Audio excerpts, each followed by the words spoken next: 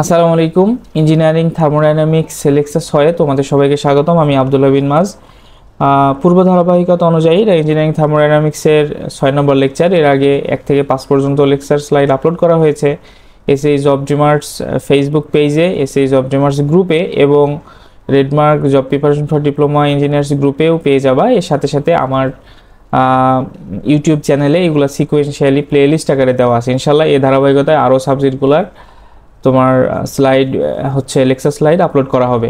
তো আজকে আমরা যে বিষয় নিয়ে আলোচনা করব, আজকে আমরা আসলে পড়বো হচ্ছে হিট ইঞ্জিন নিয়ে, ঠিক আছে?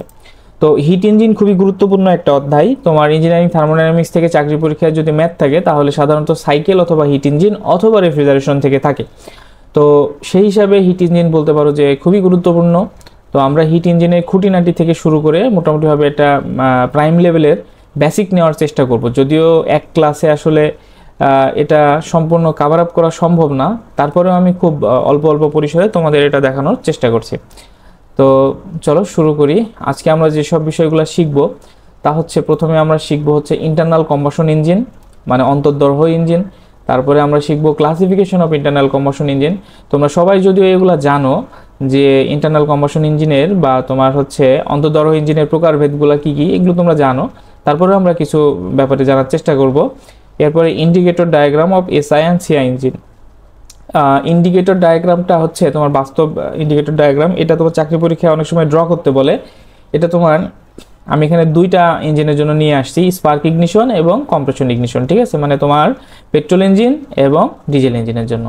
তো এটা আমরা শিখবো। তারপরে valve timing diagram of 4 stroke SI and CI engine. আমরা ভালভ টাইমিং ডায়াগ্রাম অঙ্কন করা শিখবো, কারণ ভালভ টাইমিং ডায়াগ্রাম মাঝে মাঝে বিভিন্ন চাকরি পরীক্ষায় আসে আর এটা খুবই গুরুত্বপূর্ণ। এরপরে আমরা আইএসপি, বিএইচপি এবং এফএইচপি সম্পর্কে জানবো। তোমরা এগুলো সম্পর্কে যদিও জানো, তারপরেও নতুন করে আরেকবার আমরা একটু পড়বো। তারপর আমরা মেকানিক্যাল এফিসিয়েন্সি করব, যান্ত্রিক দক্ষতা। তারপর আমরা ইন্ডিকেট থার্মাল এফিসিয়েন্সি এবং ব্রেক থার্মাল এফিসিয়েন্সি নিয়ে একটু আলোচনা করব। তারপর হচ্ছে আইএসএফসি, বিএসএফসি, যে indicate specific fuel consumption, brake specific fuel consumption, এটা নিয়ে আলোচনা করব এবং আমরা ম্যাথমেটিক্যাল কিছু সলিউশন করব।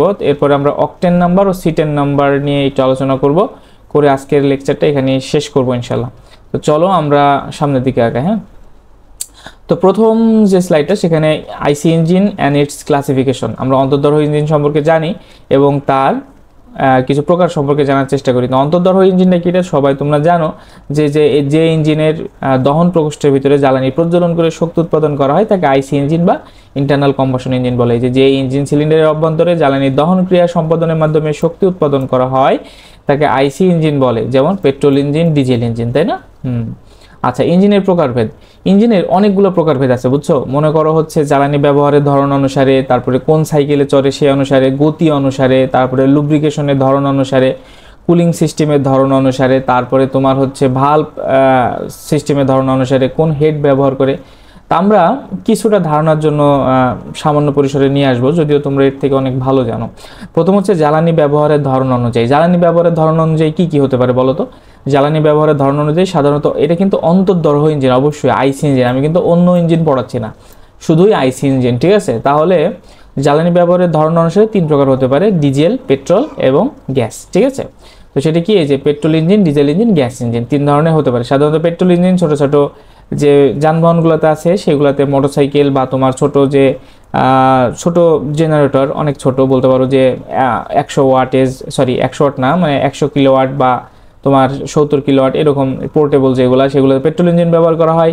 ডিজেল ইঞ্জিন তো তোমরা জানোই, ডিজেল ইঞ্জিন বাস, ট্রাক, তারপর হচ্ছে তোমার বিভিন্ন স্ট্যান্ড বাই পাওয়ার প্ল্যান্টেও ব্যবহার করা হয়। এরপর হচ্ছে গ্যাস ইঞ্জিন। গ্যাস ইঞ্জিন সাধারণত স্ট্যান্ড বাই পাওয়ার প্ল্যান্টে ব্যবহার হয়, বড় ধরনের কোনো ইঞ্জিনে ব্যবহার করা হয়। এরপরে তোমার হচ্ছে মেরিন ইঞ্জিনেও ব্যবহার করা হয়।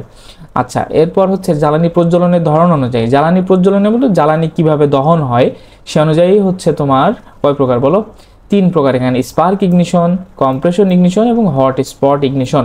তোমরা এই 3টাই পড়ছো আর কি। তার ভিতরে তোমরা সকলের সাথে পরিচিত, স্পার্ক ইগনিশন কি জানো, কম্প্রেশন ইগনিশন কি জানো, আর হট স্পট ইগনিশন জানো। আচ্ছা, তারপরে যাই আমরা স্ট্রোকের সংখ্যা অনুযায়ী। স্ট্রোকের সংখ্যা অনুযায়ী কি হতে পারে তোমরা এটাও জানো, 4 স্ট্রোক, 2 স্ট্রোক, এর বেশি নাই পৃথিবীতে, ঠিক আছে? 4 স্ট্রোক এবং 2 স্ট্রোক। তো তো 4 স্ট্রোকে তোমরা এটা জানো যে 4 স্ট্রোকে কাজ সম্পাদন হয় 700 কত ডিগ্রি, 720 ডিগ্রি অ্যাঙ্গেলে, অর্থাৎ হচ্ছে ক্রাঙ্কশ্যাফটে 2টা ঘূর্ণায়ন লাগবে, তাই না? ক্রাঙ্ক অ্যাঙ্গেল 2বার, আচ্ছা এক কথা তোমার টিডিসি থেকে বিডিসি পর্যন্ত মানে 4বার প্রায় যাবে, মানে একবার যাবে আসবে আবার যাবে আসবে, হ্যাঁ। আচ্ছা, আর 2 স্ট্রোকের বেলায় একবার ওঠানামা করে, পিস্টন একবার ওঠানামা করে কি করে, কার্য সম্পাদন করে, হ্যাঁ। সাকশন, কম্প্রেশন, তোমার পাওয়ার, এক্সস্ট, 4টা হচ্ছে এই একবার ওঠানামা করেই কাজ করে। আর 4 স্ট্রোকে কি করে, সাকশন, কম্প্রেশন, পাওয়ার, এক্সস্ট, এটা হচ্ছে সিলিন্ডারের ভিতরে পিস্টন 2বার ওঠানামা করে কাজ করে। আচ্ছা, সাইকেলের ধরন অনুযায়ী, সাইকেলের ধরন অনুযায়ী কি কি ভাইয়া, auto cycle, diesel cycle, dual cycle, বুঝছো? এই 3টার মাধ্যমে, এই 3টা সাইকেল অনুযায়ী। এরপরে ভালভ ব্যবস্থাপনা অনুযায়ী আছে এল হেড, এফ হেড, এল হেড, টি হেড। তারপরে তোমার আছে হচ্ছে বেসড অন তোমার লুব্রিকেশনের ধরন অনুযায়ী এয়ার কুল্ড, ওয়াটার কুল্ড, তারপরে তোমার হচ্ছে ওয়াটার জ্যাকেট কুল্ড, নানান টাইপের থাকতে পারে, হ্যাঁ। আর অনেক ধরনের আছে, তো সেগুলো নিয়ে আমরা আলোচনা করলাম না, সামনের দিকে আগায়। আচ্ছা, indicator diagram of 4 stroke petrol engine, আমরা 4 স্ট্রোক পেট্রোল ইঞ্জিনের ইন্ডিকেটর ডায়াগ্রামটা একটু দেখি। আমি এটা অঙ্কন করছি হাতে, মানে তোমার পাওয়ার পয়েন্টে আমি হাত দিয়েই করছি, কিন্তু এইটা আসলে খুব বেশি পারফেক্ট হয়নি, আমিও ফিল করছি। এর থেকে আমি খুব বেশি ভালো করতে পারিনি, তবে তোমরা ক্ষমা সুন্দর দৃষ্টিতে দেখবা, আর তোমরা হচ্ছে বই থেকে এটা প্র্যাকটিস করবা, হ্যাঁ। তবে এটা একেবারে খারাপ হয়েছে তাও না, মোটামুটি আর কি চলার মতো, হ্যাঁ।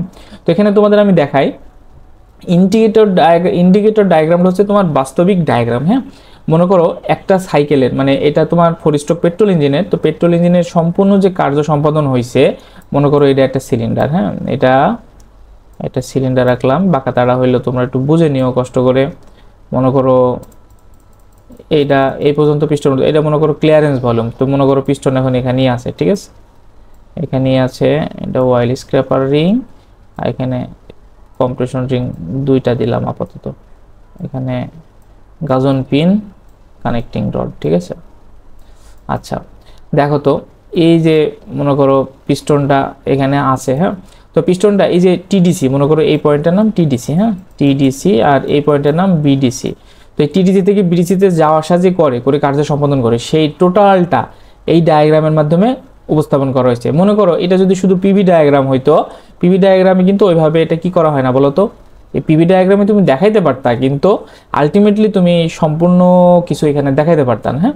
তো বাস্তবিক ডায়াগ্রামে সম্পূর্ণ তথ্য এখানে দেওয়া আছে, যার জন্য এটা খুবই গুরুত্বপূর্ণ, বিভিন্ন চাকরির পরীক্ষায় দেয়। সাধারণত অ্যাসিস্ট্যান্ট ইঞ্জিনিয়ারের বেশ কয়েকটা পরীক্ষায় আসছে, সাব অ্যাসিস্ট্যান্ট ইঞ্জিনিয়ারেও কয়েক জায়গায় আসছে। তবে তোমরা এটা ভালো করে প্র্যাকটিস করে রাখবা, বাসায় এটা প্র্যাকটিস করবা, যাতে যে পরীক্ষায় আসুক তোমরা যাতে পারো। আমি তোমাদের এটা একটু বোঝানোর চেষ্টা করি। দেখো এখানে আমি যদি এই পিস্টনটা এই পজিশনে যদি তোমাদের বোঝাই, পিস্টন এখন টিডিসিতে আছে, তো 2 অবস্থায় থাকতে পারে, একটা থাকতে পারে সাকশন, আরেকটা থাকতে পারে কি বলো তো, আরেকটা থাকতে পারে তোমার হচ্ছে পাওয়ার স্ট্রোকের সময়, মানে কম্প্রেশন স্ট্রোকের শেষে, আরেকটা থাকতে পারে এক্সস্ট স্ট্রোকের শেষে। তা আমি ধরলাম মনে করো এটা এক্সস্ট স্ট্রোকের শেষে, অর্থাৎ গ্যাসগুলো সব বেরোয় গেছে, এখানে এক্সস্ট ম্যানিফোল্ডটা খোলা আছে, বুঝছো, এদিক দিয়ে পোড়া গ্যাসগুলো সব বেরোয় গেছে, এটা ইনলেট ম্যানিফোল্ড। এখন এটা বন্ধ ছিল, তো যখন টিডিসিতে পৌঁছাবে তারপরে কি হবে বলো তো, এটা নিচের দিকে আসবে, পিস্টনটা নিম্নমুখী হবে, তখন কি হবে, এখানে ভ্যাকুয়াম হবে, এটা তখন বন্ধ হয়ে যাবে। ভ্যাকুয়াম হওয়ার কারণে কি হবে বলো তো ভাইয়া, এখানে চার্জ প্রবেশ করবে, যেহেতু পেট্রোল ইঞ্জিন তাহলে এয়ার ফুয়েল মিক্সচার ভিতরে প্রবেশ করবে, এবং পিস্টন তখন টিডিসি হতে বিডিসির দিকে যাবে। তো আমরা এই পয়েন্টে কোন জায়গা থেকে দেখবো বলো, এই যে দেখো এখানে ইনলেট ভালভ ওপেন, এখান থেকে দেখি, দেখো এটা হলো টিডিসি, হ্যাঁ, এইটা টিডিসি, কিন্তু দেখো টিডিসির কিছুটা আগে ইনলেট ভালভ ওপেন হয়ে গেছে। তো এইটা আমরা একটু পরে দেখব, যখন আমরা হচ্ছে ভালভ টাইমিং ডায়াগ্রাম দেখব, তখন আমরা এটা দেখতে পারবো কত ডিগ্রি আগে খুলে কত ডিগ্রি পরে বন্ধ হয়, সেগুলো একটু পরে তোমরা দেখতে পাবো। তো দেখো টিডিসি থেকে একটু আগে ইনলেট ভালভ ওপেন হয়ে গেছে, হ্যাঁ। তো ইনলেট ভালভ যখন ওপেন হয়ে যাবে, তারপরে কি হয়েছে, ইনলেট ভালভ ওপেন হওয়ার পরে দেখো এখান থেকে এই দিকে যাচ্ছে, এখান থেকে এইদিকে যাচ্ছে, এখানে আসলো, এখানে আসার পর দেখো এই পর্যন্ত কিন্তু আসলে আলটিমেটলি এক্সস্ট তোমার স্ট্রোক চলতেছে। দেখো এখানে এক্সস্ট ভালভ ক্লোজ হয়েছে এখানে আসার পরে, অর্থাৎ টিডিসি থেকে কি নিচের দিকে কিছু দূর হালকা খুবই সামান্য অ্যাঙ্গেলে, বলতে পারো এটা খুবই ক্ষুদ্রাতি ক্ষুদ্র, আসার পরে কি এক্সস্ট ভালভটা ক্লোজ হয়েছে, মানে বন্ধ হয়েছে। এরপর নিচের দিকে আসছে, দেখো এদিকে সাকশন হচ্ছে, এই যে এদিকে সাকশন, এদিকে কি করছে, সাকশন করতেছে। এরপরে তোমার এখানে আসছে, এই পয়েন্টে আসার পরে এটা দেখো ইনলেট ভালভ ক্লোজ, এখানে এটা কি বলতো, এই দেখো এটা বিডিসি, কিন্তু এই পর্যন্ত আসার পর বিডিসি, বিডিসি থেকে খুব সামান্য একটু উপরে ওঠার পরে, অর্থাৎ পিস্টনটা যখন এখান থেকে খুব সামান্য একটু উঠবে তখন কি ইনলেট ভালভটা ক্লোজ হয়ে যাবে। এরপরে কি হচ্ছে দেখো, এরপরে কিন্তু কম্প্রেশন চলছে ভাইয়া, এ দেখো এইদিকে, দেখো কম্প্রেশন, কম্প্রেশন, এদিকে চাপ বাড়তেছে, চাপ বাড়তে বাড়তে এই পর্যন্ত আসছে, কোন জায়গায়, এই 3 নাম্বার পজিশনে। তো 3 নাম্বার পজিশনে এসে এখানে এটা আমি দেইনি নাকি, তাই তো দেখছি এখানে এটা আমি দিতে পারিনি। আচ্ছা যাই হোক, আমি দুঃখিত। তোমার এখানে হচ্ছে তোমার স্পার্কটা হবে আর কি, হ্যাঁ আমি এখানে এটা ভুলে গেছি দিতে।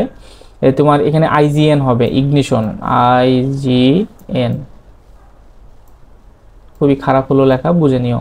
তো 3 নম্বর পজিশনে দেখো এখানে একটু আগে, টিডিসির খুবই সামান্য একটু আগে এখানে ইগনিশন সম্পাদন হবে, হ্যাঁ জ্বালানি দহন হবে। কি হবে ভাইয়া, এখানে জ্বালানি দহন হবে, কোনটার ভিতরে, এটা দেখো খুবই এই যে উচ্চ চাপের জ্বালানির ভিতরে, অর্থাৎ এয়ার ফুয়েল মিক্সার যখন উচ্চ চাপে পৌঁছাবে এখানে তখন ইগনিশন হবে, অর্থাৎ স্পার্ক প্লাগের মাধ্যমে এখানে স্পার্ক দেওয়া হবে এবং জ্বালানি প্রজ্বলিত হবে। এরপর 3 থেকে 4-এ গেল, 3 থেকে 4-এ এইটুকুই আর কি হিট অ্যাডিশন, এই হিট ইনপুট হয় এটুকে। এরপর 4 থেকে দেখো এখান থেকে যখন পাওয়ার স্ট্রোক হয়ে গেল তখন অনেক জোরে কি হবে, নিচের দিকে পিস্টনটা যাওয়া শুরু করবে, তখন কি হবে, এক্সপানশন হবে, তখন দেখো আবার বিডিসির দিকে যাচ্ছে। তো বিডিসিতে পৌঁছানোর কিছুক্ষণ আগে দেখো এক্সজস্ট ভালভটা ওপেন হয়ে গেছে ভাইয়া, কি ওপেন হয়েছে, এক্সজস্ট ভালভ ওপেন হয়েছে। এই এক্সজস্ট ভালভ ওপেন হওয়ার এই পজিশনটা আসলে 5 নাম্বার পজিশন। তো এইটার জন্য আমি বলতেছিলাম যে আমার চিত্রটা আঁকানো একটু হয়তো বা ভুল হতে পারে, এটা আর একটু ছোট করবা তোমরা, ঠিক আছে, এই পজিশনটা একটু ছোট দেখাবা যাতে শুধু 5-এর জন্য বোঝা যায়। তো এখানে এক্সজস্ট ভালভ ওপেন হয়েছে, এক্সজস্ট ভালভ ওপেন হওয়ার পরে তখন কি হবে, পোড়া গ্যাসটা বের করতে হবে, তাই না। তখন কি হচ্ছে দেখো এই দিক দিয়ে আস্তে আস্তে এখন এই দিক দিয়ে যেতে শুরু করবে, তখন এক্সজস্ট স্ট্রোক হবে। কোন স্ট্রোক হবে ভাইয়া, এক্সজস্ট স্ট্রোক। তো এই দিক দিয়ে যখন যাবে, এখন জ্বালানি কি হবে, পিস্টনটা তখন বিডিসি তো টিডিসির দিকে যাবে, তখন ঠেলে জ্বালানিটা বের করে দেবে, ঠিক আছে। বের করতে এরকম এই পর্যন্ত এসে এক্সজস্ট ভালভ ক্লোজ হবে, যে এখানে যে তার আগ পর্যন্ত এক্সজস্ট ভালভ খোলা থাকবে। তো এই হচ্ছে তোমার ইন্ডিকেটর ডায়াগ্রাম পেট্রোল ইঞ্জিনের, এই তোমাদের তো দেখাইলাম। এটা গুরুত্বপূর্ণ খুবইও, তোমরা এটা ড্র করা শিখো এবং এটা দিয়ে একটু বর্ণনা করার চেষ্টা করো, বর্ণনা করাটা একটু শিখে নিও। আচ্ছা চলো সামনে আগাই। এরপর valve timing diagram 4 stroke petrol engine, আমি এটা হাতে লিখতাম, তো আমি হাতে না লিখে আমার কাছে বই আছে কিছু, আর কে রাজপুতের এবং তোমার হচ্ছে আর এস খুরমি এবং জি কে গুপ্তার, সেখান থেকে আমি ফটোটা নিয়েছি আর কি। তো দেখো এখানে এটা হচ্ছে তোমার valve timing diagram 4 stroke petrol ইঞ্জিনের, ঠিক আছে। তো 4 স্ট্রোক পেট্রোল ইঞ্জিনের ভালভ টাইমিং ডায়াগ্রামটা তোমাদের দেখাই, যে এই পজিশনটার নাম টিডিসি, এই যে টিডিসি টপ ডেড সেন্টার, যেটা তোমরা আগে জানতা। নিচের পজিশনটার নাম বিডিসি, এটা বটম ডেড সেন্টার। দেখো এখান থেকে যাত্রা শুরু হয়েছে। তো এখানে দেখো টিডিসির একটু আগে ওই যে ইনলেট ভালভ ওপেন হয়েছে, দেখো তো আগের ডায়াগ্রামে, যে দেখো তো ভাইয়া টিডিসির একটু আগে আমি বলছিলাম না ইনলেট ভালভ ওপেন হবে কোন জায়গায়, যে আইভিও ইনলেট ভালভ ওপেন টিডিসির একটু আগে, ঠিক আছে। আচ্ছা টিডিসির একটু আগে ইনলেট ভালভ ওপেন হয়েছে, সেটা কত, এই যে inlet valve open, inlet valve opens 10 থেকে 20 ডিগ্রি বিফোর টিডিসি, অর্থাৎ টিডিসির 10 থেকে 20 ডিগ্রি পূর্বে ইনলেট ভালভ ওপেন হয়ে যাবে। এরপর চলছে এটা, তখন কি হচ্ছে, সাকশন হচ্ছে, ঠিক আছে। সাকশন হতে হতে কোন পর্যন্ত আসে, দেখো বিডিসিরও কিছু দূর যাওয়ার পরে ইনলেট ভালভ ক্লোজ হয়েছে, সেটা কত, ইনলেট ভালভ ক্লোজ 30 থেকে 40 ডিগ্রি আফটার বিডিসি, মানে বিডিসি পার হওয়ার পরেও 30-40 ডিগ্রি পরে তোমার ইনলেট ভালভটা ক্লোজ হবে। ইনলেট ভালভ ক্লোজ হওয়ার পরে তারপরে কি হচ্ছে, তখন কম্প্রেশন চলতেছে, কম্প্রেশন চলতে চলতে এই পর্যায়ে এসে দেখো এটা টিডিসি থেকে অনেক খানিকটা আগে, তাই না ভাইয়া, হ্যাঁ টিডিসি থেকে প্রায় কিছুটা আগে। এটা কত, এই যে আইজিএন মানে ইগনিশন বিফোর টিডিসি, এই যে 20 থেকে 30 ডিগ্রি, অর্থাৎ টিডিসির 20 থেকে 30 ডিগ্রি আগেই জ্বালানির দহন ঘটানো হবে। এটার কিছু কারণ আছে কেন জ্বালানির দহন তোমার হচ্ছে টিডিসিতেই গিয়ে ঘটলো না, মানে তোমার কম্প্রেশন স্ট্রোকের একবারে শেষ মুহূর্তে কেন ঘটলো না, আগে কেন ঘটলো, এটার একটা বর্ণনা আছে, তোমাদের আমি কোনো এক সময় এটা দেখাই দেওয়ার চেষ্টা করব। আচ্ছা এটা ইগনিশন গেল, এরপরে দেখো এক্সজস্ট ভালভ ওপেন, ইগনিশন হওয়ার পরে তারপরে যে তোমার পিস্টনটা যাচ্ছে এদিকে, তখন কি হবে দেখো অনেকখানি যে এক্সপানশন হয়েছে, এখান থেকে বাড়ি খেয়ে কিন্তু মানে বাস্ট হয়েছে এখানে জ্বালানির প্রজ্বলনের মাধ্যমে, তখন পিস্টনের উপর একটা ধাক্কা বা বাড়ি লাগছে, তখন এটা কি নিচের দিকে আসছে, এসে যে এই পর্যায়ে এসে দেখো এটা বিডিসির আগেই এক্সজস্ট ভালভ ওপেন হয়ে গেছে, কিন্তু এক্সজস্ট ভালভ ওপেন হওয়ার কথা ছিল কি বিডিসির পরে, তাই না, কিন্তু না বিডিসির আগেই হয়েছে। এটারও কিছু কারণ আছে যেগুলো তোমাদের আমি দেখানোর চেষ্টা করব, ওটা চিত্রের মাধ্যমে দেখাবো বা তোমাদের বর্ণনা করে দেখানোর চেষ্টা করব।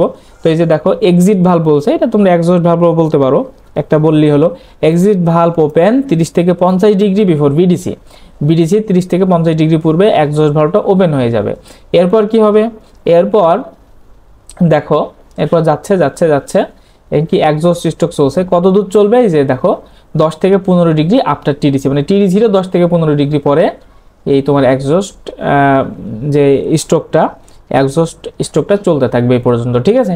তো এই ছিল তোমার হচ্ছে valve timing diagram 4 stroke petrol ইঞ্জিনের। এটা বিভিন্ন চাকরি পরীক্ষায় আসছে সাম্প্রতিক, বুয়েটের বিভিন্ন পরীক্ষায় এটা আসছে আঁকতে, যে 4 স্ট্রোক পেট্রোল ইঞ্জিনের ভালভ টাইমিং ডায়াগ্রাম অঙ্কন করো এবং প্রত্যেকটা বিবরণ দাও। যাই হোক, যদি শুধু ভালভ টাইমিং ডায়াগ্রাম অঙ্কন করো বলে, তাহলে তোমরা এই ডায়াগ্রামটা অঙ্কন করবা এবং এটুকু দিয়ে দেওয়ার চেষ্টা করবা। হ্যাঁ, এটা খুব বেশি কঠিন না, তোমরা 2-1 দিন প্র্যাকটিস করলে পারবা। আচ্ছা, সামনে আগাই। তারপরে indicator and valve timing diagram of diesel engine, ওই একই জিনিস তোমার হচ্ছে একটু আগে যেটা করলাম, তো আমি এটার হাত দিয়ে আঁকাইনি, এটা তোমার হচ্ছে আমি বই থেকে ছবি তুলে নিছি, আর.এস. খুরমির বই থেকে। তো সেই চিত্রটা তোমাদের এখানে দেখানোর চেষ্টা করলাম।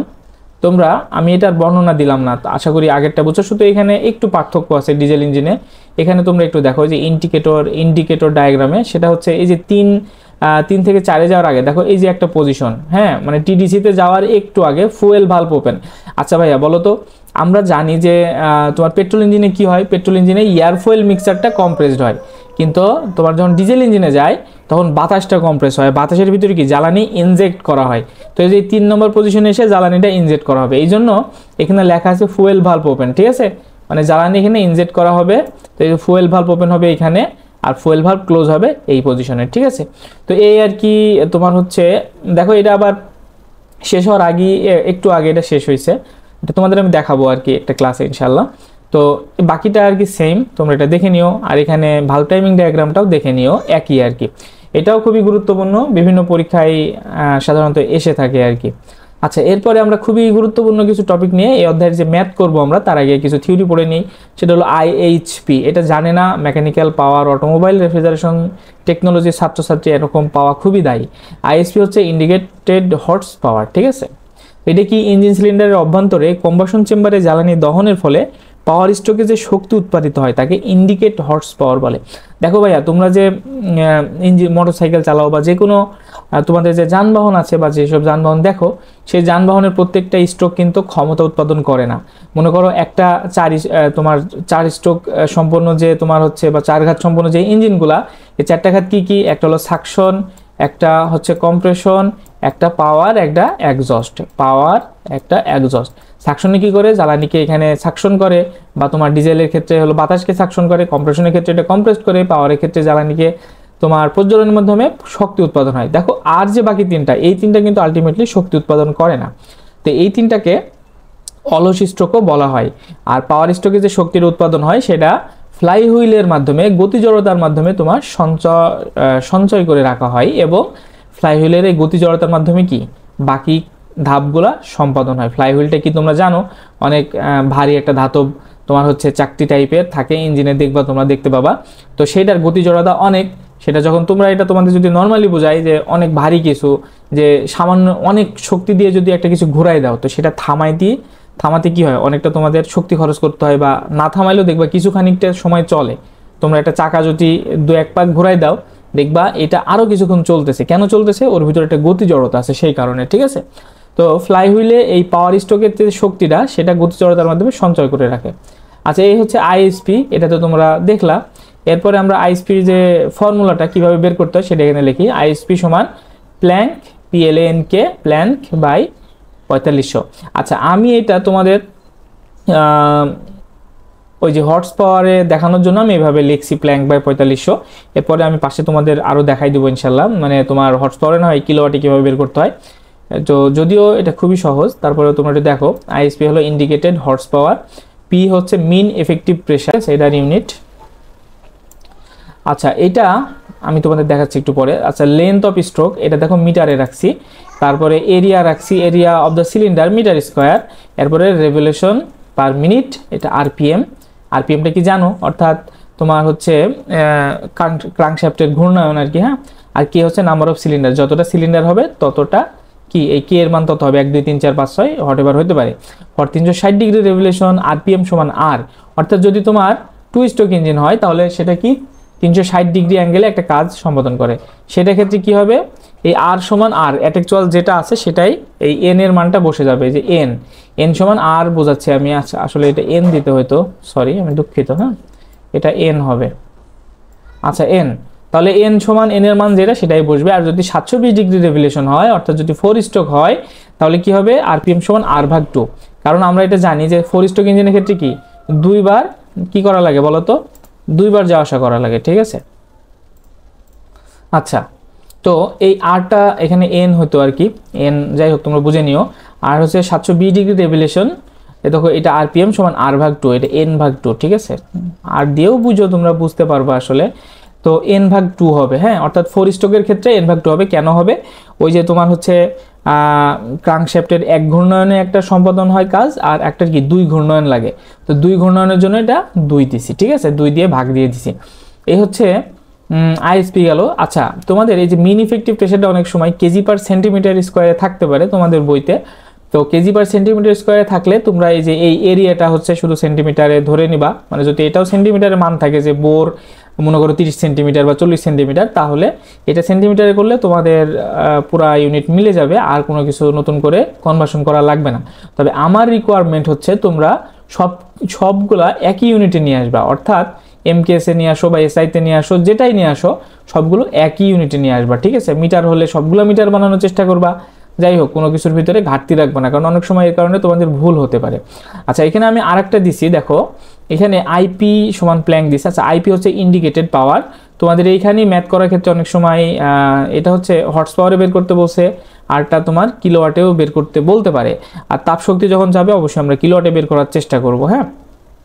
তো আইপি সমান হচ্ছে অশ্বশক্তি চাইলে অবশ্যই আইএসপিতে, আর বিএসপিতে আইএসপিতে বের করব। আর যখন তোমার অশ্বশক্তিতে চাবে না, শুধু যদি বলে যে তোমার হচ্ছে তাপশক্তি বা শক্তি কত, অনেক সময় চাই কিলোওয়াটে বের করো, তখন আমরা কিলোওয়াটে বের করব। আচ্ছা আইপি সমান প্ল্যাঙ্ক, এই প্ল্যাঙ্কটা কি তোমরা জানো, ওই যে একটু আগে যেটা বললাম। তো পি হলো মিন ইফেক্টিভ প্রেশার। তো এই ক্ষেত্রে আমরা মিন ইফেক্টিভ প্রেশার এখানে ছিল কি কেজি পার মিটার স্কোয়ার ছিল ভাইয়া, তাই না। এই কেজির সাথে যা শুধু 9.81 দিয়ে গুণ দিয়ে দিবা, তাহলে যেটা হবে সেটারে 1000 দিয়ে ভাগ দিলেই কিলো নিউটন হয়ে যাবে, ঠিক আছে। এই যে kilo newton per metre square. আচ্ছা এরপরে length of stroke M metre, area metre square. আচ্ছা এন সমান রেভলিউশন পার সেকেন্ড আরপিএস, এটা একটু মাথায় রাখো। অনেক চাকরি পরীক্ষায় আমি দেখছি যে তোমার এই এন এর মানটা আরপিএসে দিয়ে দিছে, তো অনেকে ভুল ক্রমে দেখা যাচ্ছে তোমার ওইটা আরপিএমই মনে করে এই যে এই সূত্র বসাই দিছে, কিন্তু তার অঙ্কটা ভুল হয়ে যাবে, ঠিক আছে। তো তোমরা এটা খেয়াল রাখবা, রেভলিউশন পার সেকেন্ড দেওয়া থাকলে সেটা আরপিএস দেওয়া থাকবে, ঠিক আছে। আচ্ছা কি হচ্ছে নাম্বার অফ সিলিন্ডার, যতটা তোমার সিলিন্ডারের সংখ্যা। আর এটা তো একটু আগে তোমাদের দেখাইলাম যে তোমার রেভলিউশনের উপরে ডিপেন্ড করে এটা কত হবে 4 স্ট্রোক আর 2 স্ট্রোকের ক্ষেত্রে। আচ্ছা এরপরে বিএইচপি এবং এফএইচপি। বিএইচপিটা কি, আচ্ছা বিএইচপিটা হচ্ছে ইঞ্জিনের দহন প্রকোষ্ঠে জ্বালানি প্রজ্বলনের মাধ্যমে যে শক্তি উৎপাদিত হয় তা সম্পূর্ণ কাজে রূপান্তর করা যায় না। উৎপাদিত শক্তির যতটুকু কাজে রূপান্তরিত হয়, অর্থাৎ ক্রাঙ্কশ্যাফটে যে শক্তি পাওয়া যায় তাকে ব্রেক অশ্ব ক্ষমতা বলে। আচ্ছা ভাইয়া দেখো, আমরা ইঞ্জিনে যে শক্তির উৎপাদন করি, ইঞ্জিনের শক্তিটা যেটা উৎপাদিত হয় সেই শক্তি কি পুরোটা কাজে লাগাতে পারি, সেটা কিন্তু পুরোটা কাজে লাগাতে পারি না। কিছুটা তোমার কি ঘর্ষণজনিত লস আছে, কিছু রেডিয়েশনের জন্য লস আছে, কিছু পরিবহনের জন্য নানান কারণে কিছুটা লস আছে। এই লস বাদে যেটা আমরা ক্রাঙ্কশ্যাফটে পাই অর্থাৎ প্রকৃত ক্ষমতা পাই, সেটা হচ্ছে বিএইচপি বা ব্রেক হর্স পাওয়ার, ঠিক আছে। আচ্ছা আর বিএইচপি বের করার সূত্রটা হচ্ছে 2π/NT, হ্যাঁ, বাই 4500। এটা আমি হর্স পাওয়ারে বের করার জন্য দেখাইছি, পাশে তোমাদের দেখাবো এখনই। বিএইচপি হচ্ছে ব্রেক হর্স পাওয়ার, এন হচ্ছে revolution per minute, RPM, torque T হচ্ছে টর্ক কেজি পার মিটার। টর্কটা কি ভাইয়া, টর্কটা কি বলো তো, বলতে পারো? দেখো এখানে আবার দিয়ে দিছি টি সমান ডাব্লিউ ইন্টু আর, ডাব্লিউ সমান ব্রেক লোড, আর হলো রেডিয়াস অফ ব্রেক ড্রাম। অর্থাৎ তোমার এখানে ব্রেক লোডটা বলতে আসলে বলতে পারো যে এটা মানে পারফেক্ট ল্যাঙ্গুয়েজ না, আমার কাছে যেটা মনে হয়েছে এটা হচ্ছে তোমার ওয়ান কাইন্ড অফ যে ফ্লাই হুইলের ওজন এবং তার ব্যাস, এরকম হলে ভালো হতো আমার কাছে মনে হয়েছে। তাছাড়া বই যেটা দেওয়া আছে অবশ্যই সেটা ঠিক, তো সেটা হলে হয়তো ছাত্রদের বুঝতে সুবিধা হতো। তো অর্থাৎ ভর ইন্টু এই যে দূরত্ব, কতটুকু দূরত্ব থেকে তোমার এই টর্কটা কাজ করছে সেটা আর কি দিয়ে এই টর্কটা বের করে নিতে হবে, হ্যাঁ। মোটরটা কত সেটা আমরা বের করে নিব, তাহলে আমরা বিএসপি বের করতে পারবো। আচ্ছা এরপর দেখো এখানে বিপি সমান 2 পাই এনটি লিখছি, জাস্ট শুধু এখানে আমরা কিলোওয়াটে আনার জন্য। তো বিএইচপি সমান সমান ব্রেক পাওয়ার, আচ্ছা এটা বিপি হবে, এইচপি না, সরি দুঃখিত, এটা তোমরা ক্ষমা সুন্দর দৃষ্টিতে দেখবা। বিপি সমান ব্রেক পাওয়ার, এটা কিলোওয়াটে এন রেভলিউশন পার সেকেন্ড। একই কথা টর্কটার ক্ষেত্রে আমরা শুধু কিলো নিউটন পার মিটারে বের করব। তো টর্কটাকে কিলো নিউটন বলতে কি, এই যে তোমার কেজি মিটার ছিল না, এই কেজিকে 9.81 দিয়ে গুণ দিয়ে 1000 দিয়ে ভাগ দিয়ে কিলো নিউটন বানিয়ে নিতে হবে। আচ্ছা অনেক সময় মনে করো টর্ক ডিরেক্ট না দেওয়া থাকতে পারে, সেক্ষেত্রে ব্রেক লোড এবং রেডিয়াস অফ ব্রেকডাউন দেওয়া থাকতে পারে, ঠিক আছে। তো এই দুইটা দেওয়া থাকলেও আমরা করে ফেলতে পারবো। হ্যাঁ আচ্ছা এফএইচপিটা কি, এটা তোমরা জানো সবাই যে আইএসপি মাইনাস বিএসপি, ইঞ্জিনের দহন প্রক্রিয়ায় জ্বালানি প্রজ্বলনের মাধ্যমে যে শক্তি উৎপাদিত হয়, এটা তোমরা যদিও সবাই, আচ্ছা এফএইচপিটা কি তোমরা সবাই জানো যে তোমার যে আমাদের লসটুকু হয় সেটা হচ্ছে তোমার ঘর্ষণ, পরিবহন, পরিচালন, বিকিরণ, শীতলীকরণজনিত কারণে যে অপচয়টা হয়, সেই অপচয়টা বাদ দিয়ে তোমার যে শক্তিটা, সেটা তো বিএসপি, তোমরা এটা জানো। তো এই অপচয় যেটা হয় সেটা আর কি ঘর্ষণজনিত অক্ষমতা বলে। আচ্ছা যেহেতু তোমার যে লসগুলো আছে তার ভিতরে সবচেয়ে বেশি লস হয় হলো ফ্রিকশনজনিত যে লসটা, সেটা, যার কারণে তোমার এটাকে আসলে নামকরণ করা হয়েছে ঘর্ষণজনিত অক্ষমতা। হ্যাঁ তো এফএইচপি সমান আইএইচপি মাইনাস বিএইচপি, এই ছিল তোমার আইএসপি বিএইচপি। এরপর হলো আইএসএফসি, ইন্ডিকেটেড স্পেসিফিক ফুয়েল কনজাম্পশন, অর্থাৎ এটা কি বলতে পারো একটা বিএসএফসি, হ্যাঁ ব্রেক স্পেসিফিক ফুয়েল কনজাম্পশন, তোমরা সবাই পড়ছো অবশ্য। তো এটা হচ্ছে তোমার যে প্রতি ঘন্টায় প্রতিহর্ষ ক্ষমতা উৎপাদনের জন্য যে পরিমাণ জ্বালানি খরচ হয় তাকে আপেক্ষিক জ্বালানি খরচ বলে। এটা আপেক্ষিক জ্বালানি খরচ, অর্থাৎ প্রতি ঘন্টায় প্রতিহর্ষ ক্ষমতা উৎপাদনের জন্য যে পরিমাণ জ্বালানি খরচ হয়। আচ্ছা এইটা সংজ্ঞা যে শুধু ঘন্টায় দিয়ে দিতে হবে তা না, কিন্তু মনে করো প্রতি মিনিটেও হতে পারে, প্রতি সেকেন্ডেও হতে পারে, যে কোনো কিছু। কিন্তু সেকেন্ডে দিলে এই মানটা অনেক ছোট আসবে, যার কারণে আমরা সেকেন্ডে দেবো না, আমরা ঘন্টায় দিব, যাতে তোমার মানটা একটু বড় আসে। তোমরাই বুঝতে পারো যে যদি মনে করো 0.5 হয়, সেটাকে যদি 3600 দিয়ে গুণ দিই তাহলে একটা স্ট্যান্ডার্ড মান হবে, কিন্তু ফ্র্যাকশন মানটা অনেক কম আসে, মনে করো 0.0003 আসলো। তো সেইটা আসলে দিলে অনেক আসলে ভালো দেখায় না আর কি, শুধু ইউনিট বসানোটাই হয়। তো সেটা যখন আমরা 3600 গুণ দিয়ে দিব, অর্থাৎ 1 ঘন্টায় কত, তাহলে কিন্তু মানটা একটু বড় দেখাবে। তাহলে প্রতি ঘন্টায় প্রতিহর্ষ ক্ষমতা উৎপাদনের জন্য যে পরিমাণ জ্বালানি খরচ হয় তাকে আপেক্ষিক জ্বালানি খরচ বলে। হ্যাঁ এই যে এখানে দিয়ে দিয়েছি indicated specific fuel consumption, brake specific fuel consumption.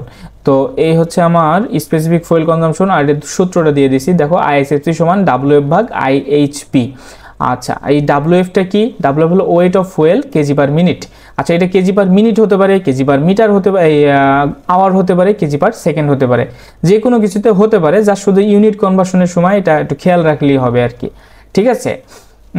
চলো সামনে আগে। আচ্ছা দেখো আইএসএফসি এখানে আরেকটা দিছি আমি, WF ভাগ IP, অর্থাৎ এখানে দেখো IHP দিয়েছিলাম হর্স পাওয়ারে, এখানে যা শুধু IP ইন্টিগ্রেটেড পাওয়ার কিলোওয়াটে আর কি, কেজি পার মিনিট কিলোওয়াট দেখো এখানে দিয়ে দিছি। তো ইউনিট চেঞ্জটা আমাদের নিজেদের ভিতরে, ইউনিটটা আসলে নিজে যেভাবে আমরা কাস্টমাইজ করে নিতে পারি। এরপর বিএসএফসি এখানে দেওয়া আছে, ওই একই কথা আর কি, তোমরা দেখে নিও। এরপর হচ্ছে আমরা তাপ ইঞ্জিনের দক্ষতা সমূহ নিয়ে আলোচনা করি। যান্ত্রিক দক্ষতা কি তোমরা তো জানো, মেকানিক্যাল এফিসিয়েন্সিটা কি, যে ক্রাঙ্কশ্যাফট হতে প্রাপ্ত শক্তি বা বিএইচপি এবং ইঞ্জিনের সিলিন্ডারের অভ্যন্তরে জ্বালানি প্রজ্বলনের মাধ্যমে প্রাপ্ত শক্তি আইএইচপি এর অনুপাতকে জ্বালানির এই ইঞ্জিনের যান্ত্রিক দক্ষতা বলে, যে বিএইচপি ভাগ আইএসপি। এটা তোমরা জানো, এটার সাথে 100 দিয়ে গুণ দিবা, গুণ দিয়ে তাহলে কি এটা শতকরা হারে প্রকাশ করা যাবে। আচ্ছা ইন্ডিকেটেড তাপীয় দক্ষতা, এটা থার্মাল ইন্ডিকেটেড থার্মাল এফিসিয়েন্সি, এটা কি জ্বালানি প্রজ্বলনের ফলে ইঞ্জিন সিলিন্ডারের অভ্যন্তরে উৎপাদিত তাপ শক্তি, কি বললো ভাই আরেকবার দেখো, জ্বালানি প্রজ্বলনের ফলে ইঞ্জিন সিলিন্ডারের অভ্যন্তরে উৎপাদিত তাপ শক্তি এবং প্রতি সেকেন্ডে সরবরাহকৃত জ্বালানির পরিমাণ ও হিটিং ভ্যালু এর অনুপাতকে ইন্ডিকেটেড তাপীয় দক্ষতা বলে। এটা কি ভাইয়া একটু ভালো করে বোঝো তো। মনে করো তুমি যে জ্বালানিটা দিছো, মনে করো 1 লিটার পেট্রোল দিয়ে তুমি সিলিন্ডারের ভিতরে দিয়ে যে পরিমাণ এটা পোড়ায়ে তাপ পাইছো, আর প্রকৃতপক্ষে ওই জ্বালানিটার ভিতরে যে হিটিং ভ্যালুটুক ছিল, মনে করো 1 কেজি পেট্রোলের ভিতরে কতটুকু তোমার জ্বালানির হিটিং ভ্যালু আছে, অর্থাৎ এটা কতটুকু শক্তি উৎপাদন করতে সক্ষম, এই দুইটার যে অনুপাত সেটাকে ইন্ডিকেটেড তাপীয় দক্ষতা বলে। তোমরা এটা অবশ্যই জানো যে মনে করো একটা জ্বালানি যে পরিমাণ হিট দিতে সক্ষম, যখন আমরা একটা সিস্টেমের ভিতর দিব, অবশ্যই তার কি সম্পূর্ণ হিট সে দিতে পারবে না। ওই যে থার্মোডাইনামিক্সের সেকেন্ড ল আমরা পড়ছিলাম, মনে আছে, যে it is impossible to make heat flow from a body at a lower temperature to a body at a higher temperature without doing any external work. অর্থাৎ আমার কিছুটা লস হবে, ঠিক আছে, কিছুটা লস হবে এই শক্তি পরিবহনের জন্য, অর্থাৎ প্রকৃত যে শক্তিটা পেট্রোলের ভিতরে তোমার অন্তর্নিহিত ছিল সেটাকে আমি কাজে রূপান্তর করতে পুরোটা পারবো না, কিছুটা লস হবে। তো যাই হোক, তো ওইটারই দক্ষতা হচ্ছে অনুপাতই হচ্ছে ইন্ডিকেটেড তাপীয় দক্ষতা। তো এটা দেখো ইন্ডিকেটেড থার্মাল এফিসিয়েন্সির সূত্রটা হচ্ছে আইপি ভাগ ডাব্লিউএফ ইন্টু সিপি। আইপিটা কি ভাইয়া? আইপিটা হচ্ছে ইন্ডিকেটেড পাওয়ার, ইন্ডিকেটেড পাওয়ার এটা কিলোওয়াট। ওই যে আইএসপি আইপি একই জিনিস, তোমরা এটা আইএসপি দিয়েই করতে পারো, কোনো সমস্যা নাই। আমি আইপি দিয়ে এখানে দেখাইছি ইউনিট বোঝার জন্য, তোমরা আইএইচপি দিয়েও করতে পারো। তো সাধারণত আইপি দিয়ে করলে তোমাদের ইউনিটটা মিলাতে খুবই সুবিধা হবে। আচ্ছা, এরপরে দেখো ডাব্লিউএফটা হচ্ছে weight of fuel supply per second. কি বলছে? Weight of fuel supply per second, অর্থাৎ প্রতি সেকেন্ডে জ্বালানি সরবরাহের পরিমাণ। ভাইয়া এটা তোমার সেকেন্ডে হতে পারে, এটা বলতে পারো যে বিভিন্ন ইউনিটে থাকতে পারে। মনে করো কেজি পার মিনিট দিয়ে দিল বা কেজি পার আওয়ার দিয়ে দিল, তখন তোমরা কি করবা? যা শুধু এটাকে যে মানটা থাকবে সেটারে ভাগ করে দিবা। মিনিট থাকলে 60 দিয়ে ভাগ দিবা, আর যদি আওয়ার থাকে 3600 দিয়ে ভাগ দিবা। সিবিটা হচ্ছে ক্যালোরিফিক ভ্যালু, জ্বালানির তাপীয় মান, সেটা হচ্ছে এই যে calorific value of the fuel kilojoule per KG, kilojoule per KG. বিভিন্ন জ্বালানি বিভিন্ন ধরনের তাপীয় মান আছে। আচ্ছা, এরপরে ব্রেক থার্মাল এফিসিয়েন্সি, একই জিনিস, যা শুধু এই পাশে আমি দিয়ে দিলাম, তোমরা এটা দেখে নিও। এরপরে গাণিতিক সমস্যার সমাধানে যাই। তোমাদের গাণিতিক সমস্যা সমাধান করার আগে আরেকটা যেটা জিনিস আমি বলতে চাই, কোনো গাণিতিক সমস্যা সমাধান করার আগে আমাদের কি করতে হবে, আমি আগের স্লাইডগুলোতে বলছি যে ম্যাথটা খুব ভালো করে পড়তে হবে ভাইয়া। তা আমি এখানে ম্যাথটা নিয়ে আসি, থামো। এই যে দেখো একটা ম্যাথ এখানে দিছি আমি, যদিও তোমাদের অনেক ম্যাথ করানো দরকার, দু একটা ম্যাথ দিয়ে আসলে এই অধ্যায়ের ম্যাথ করা পুরোপুরি ধারণা পাওয়া সম্ভব না।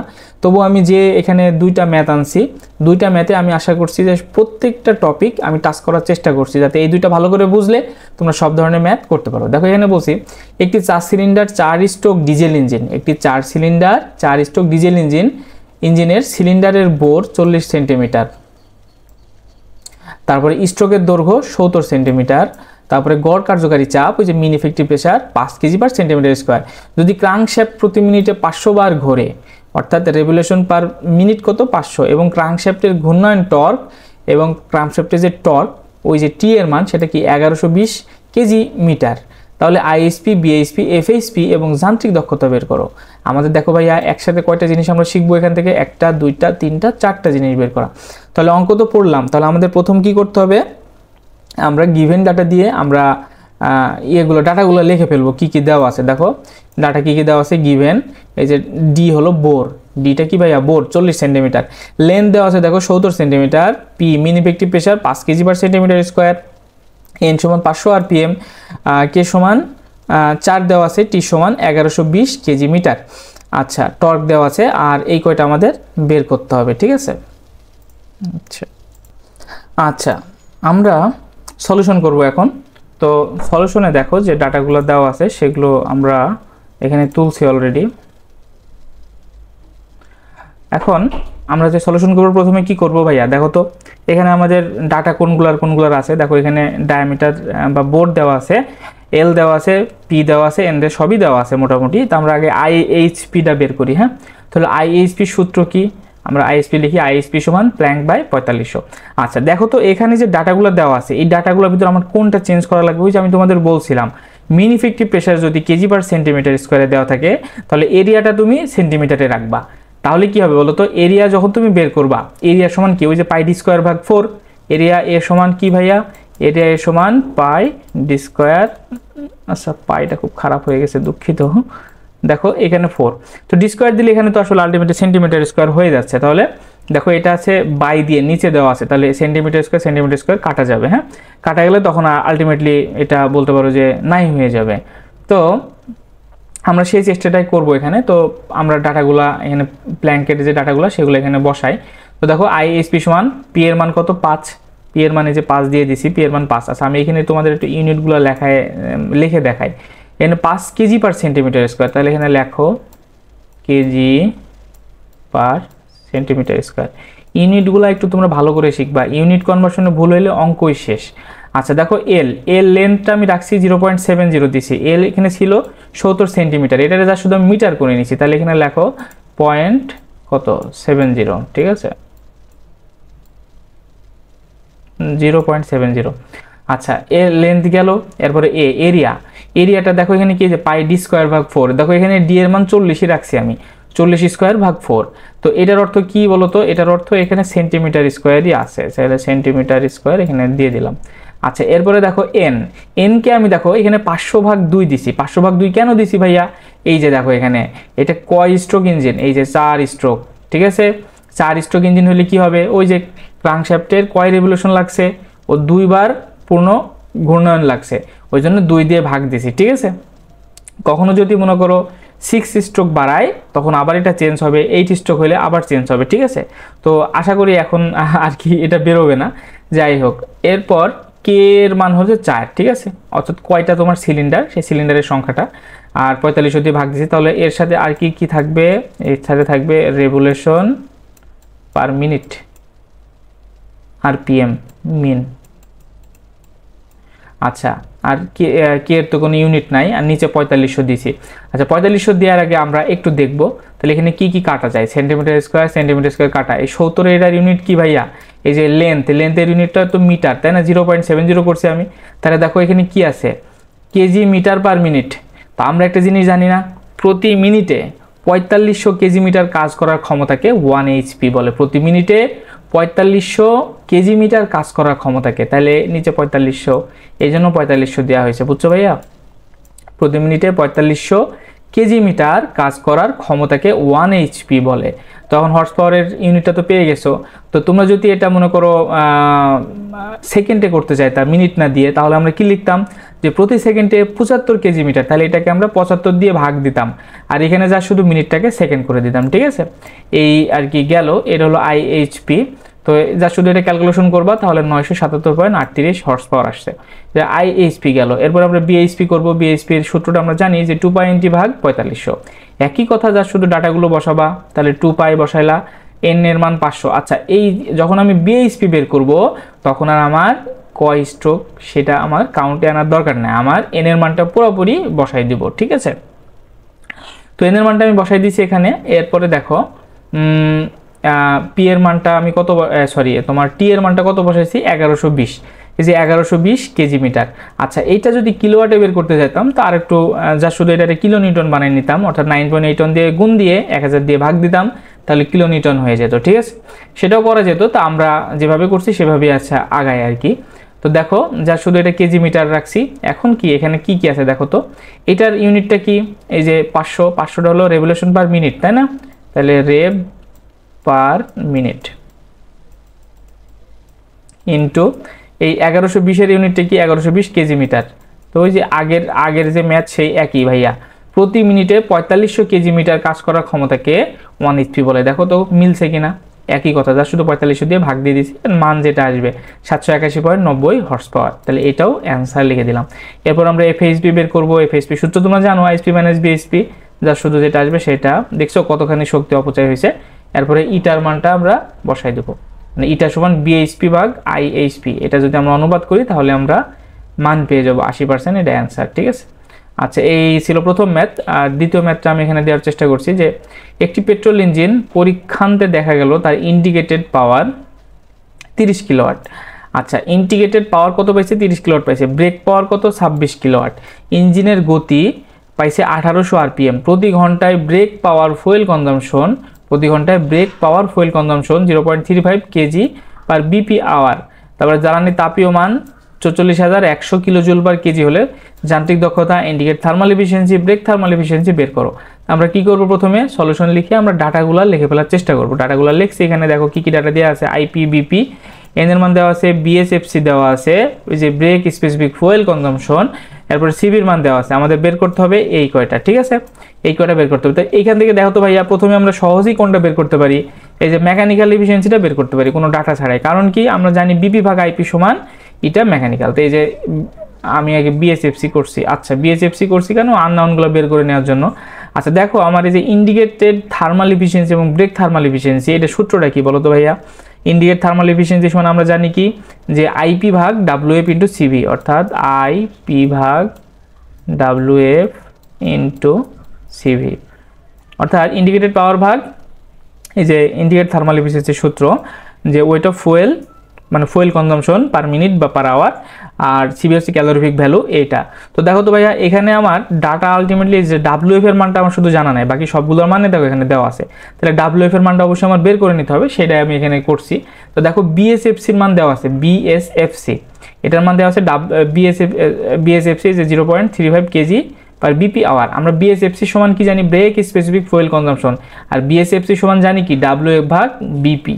তো এখানে যা শুধু মান বসাই দিয়েছি, দেখো মান দেওয়া আছে বিএসএফসির মান 0.35, ডাব্লিউএফ ভাগ এই যে 26 দিয়ে দিয়েছি, এখন যা শুধু এটা গুণ করে দাও, তাহলে ডাব্লিউএফ সমান এত এত, তাহলে এটা কি হয় কেজি পার আওয়ার হয়। দেখো এই ইউনিটটা তোমরা একটু হিসাব করে নিও, এই যে বিএসএফসির মান দেওয়া আছে কেজি পার বিপি আওয়ার, তাহলে কেজি পার বিপি আওয়ার এর সাথে যদি কত দিয়ে গুণ দিছো তুমি 26, 26টা কি বিপি কিলোওয়াট গুণ দিছো তাই না, তাহলে কিলোওয়াট গুণ দিলে কি হবে ভাইয়া বলো তো, যা শুধু এটা একটা ক্যালকুলেশন আর কি। তো এইটা কেজি আওয়ার দিছি, আচ্ছা ঠিক আছে, কেজি আওয়ারই হবে। আচ্ছা তোমরা, আমি তোমাদের এটা দেখাই দিচ্ছি, থামো। দেখো এখানে যে ওয়েট অফ ফুয়েল এটা আমরা বের করব, তো বিএসএফসি ইউনিটটা কি সেটা আগে লিখি, কেজি পার বিপি আওয়ার, তাহলে এখানে লেখো কেজি পার বিপি মানে ব্রেক পাওয়ার, ওটা কিলোওয়াট ধরতে পারো, হ্যাঁ, ইনটু আওয়ার। এটা কোনটার মান, এই যে বিএসএফসির মান, ইনটু এর সাথে কত দিয়ে গুণ দিব, এর সাথে গুণ দিব এই যে 26 দিয়ে গুণ দিব, ঠিক আছে। তো ইনটু 26টা কি বলো তো, 26টা হচ্ছে বিপি, কেয়া এটা হলো বিপি, তাহলে এই বিপি বা কিলোওয়াট, ঠিক আছে, বিপি বিপি কাটা গেল, তাহলে কি থাকে কেজি পার আওয়ার থাকে, তাহলে এই যে দেখো কেজি পার আওয়ার বেরোছে 9.1 কেজি পার আওয়ার। আচ্ছা তারপরে এইটা মেকানিক্যাল এফিসিয়েন্সিটা আমরা বের করে ফেলাই, এই যে বিপি ভাগ আইপি, এটা আমি একটু মুছে দেই। দেখো এটা মেকানিক্যাল সমান বিপি ভাগ আইপি, এখান থেকে মেকানিক্যাল এফিসিয়েন্সিটা বের করে ফেলছি 86.66 এত পার্সেন্ট, এটা অ্যান্সার, ঠিক আছে। আচ্ছা এরপরে আমরা যা শুধু এটা ইন্ডিকেটেড থার্মাল এফিসিয়েন্সি, সেটা সূত্রটা আমরা লিখে দিয়েছি যে আইপি ভাগ ডাব্লিউএফ ইন্টু সিবি, আইপি ভাগ ডাব্লিউএফ ইন্টু সিবি।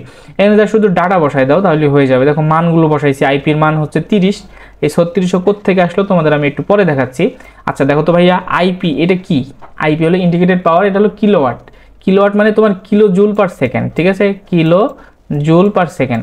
তো কিলো জুল পার সেকেন্ড যদি হয় তাহলে উপরে আছে কিলো জুল পার সেকেন্ড, আর নিচে কি কি আছে দেখো তো, নিচে আছে 9.1, এটা কি কেজি পার আওয়ার, তাহলে এখানে লেখো তো এটা কেজি পার আওয়ার, লেখো কেজি পার আওয়ার, ইনটু এখানে কি আছে 44,100, এটা কি KG per kilo joule per KG. তাহলে দেখো তো এই যে এই কেজি কাটা যায়, কিন্তু এই কিলো জুল কাটা যায়, কিন্তু এইটা আওয়ার আর এটা সেকেন্ড, তাহলে এই আওয়ারকে আমার কি বানাইতে হবে, এই আওয়ারকে আমার অবশ্যই সেকেন্ড বানাইতে হবে। তো এই আওয়ারকে সেকেন্ড বানাইতে হলে কত দিয়ে গুণ দিতে হবে, 3600 দিয়ে গুণ দিতে হবে। তো 3600 দিয়ে গুণ দিলেই কিন্তু আমার আলটিমেটলি হয়ে যাবে। আচ্ছা এখান থেকে আমি দেখো যা শুধু সূত্র বসাই দিলি এটা বের হয়ে যাবে। তো